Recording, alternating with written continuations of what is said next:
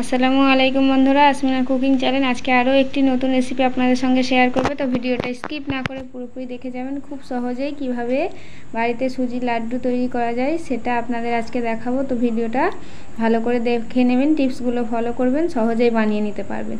প্রথমত আমি এক বাটি সুজি নিয়েছি, কিছুটা পরিমাণ ঘি দিয়ে ভালো করে লাল লাল করে ভেজে নেব। আর কেটে রাখা কিছু কাঠবাদাম দিয়ে ভালো করে আমি নেড়ে চেড়ে ভেজে নেব। তো দেখুন বন্ধুরা, একদম লাল লাল করে ভেজে নিয়েছি। ভেজে নেওয়ার পরে আমি সুজিটি নামিয়ে নেব। নামিয়ে নেওয়ার পরে যে কাজটা হচ্ছে খুবই সহজ। আমি এক বাটি চিনিতে এক বাটি জল দিয়ে দেব।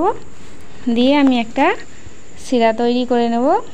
একদম ঘন নয়, একদম পাতলাও নয়। তার আগে আমি দুটো এলাচ থেতো করে দিয়ে দিলাম যাতে স্মেলটা ভালো আসে। তো এইভাবে চিনি শিরাটা ফুটতে থাকবে এবং যখন দেখবেন হাতে একটা চেটচেটে ভাব চলে আসছে তখন ভাববেন আপনার শিরাটা একদম পারফেক্টভাবে তৈরি হয়ে গিয়েছে। তো দেখুন বন্ধুরা, শিরাটা কতটা কমে গিয়েছে। এবারে আমার ভেজে রাখা সুজিটা দিয়ে দেব। দিয়ে ভালো করে হাতা দিয়ে অনবরত নাড়তে থাকবো। আমি এর সঙ্গে কিছুটা পরিমাণ নারকেল কোরানো অ্যাড করে দেবো। আপনারা চাইলে নারকেলটা স্কিপ করে যেতে পারেন। আমার কাছে ছিল বলে নারকেলটা দিয়ে দিলাম। নারকেলটা দেওয়ার কারণে আরও সুন্দর খেতে লাগবে। তো দেখুন বন্ধুরা, এইভাবে হাতা দিয়ে নাড়ার কারণে চ্যাটচেটে ভাবটা তাড়াতাড়ি চলে আসবে এবং শুকিয়ে যাবে। দেখুন কত সুন্দর হয়ে গিয়েছে, পুরো একদম দানা দানা। তো দেখুন বন্ধুরা, এইভাবে রান্না করে নেবেন। লাড্ডুগুলো একদম পারফেক্ট মাপের হবে।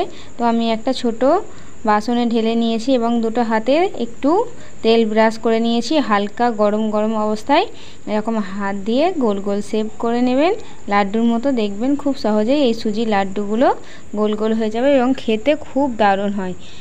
লাড্ডু তো আমাদের বাড়িতে সকলেরই পছন্দ, বাচ্চা থেকে বড়দের সকলেরই পছন্দ হয়। তো বন্ধুরা, এইরকমভাবে লাড্ডু তৈরি করে আপনাদের বাড়ির বাচ্চাদের সকলকে খাইয়ে আনন্দ উপভোগ দিতে পারেন। তো বন্ধুরা, ভিডিওটি যদি ভালো লেগে থাকে লাইক, কমেন্ট, শেয়ার এবং অবশ্যই করে সাবস্ক্রাইব করে আমার চ্যানেলটির পাশে থাকবেন।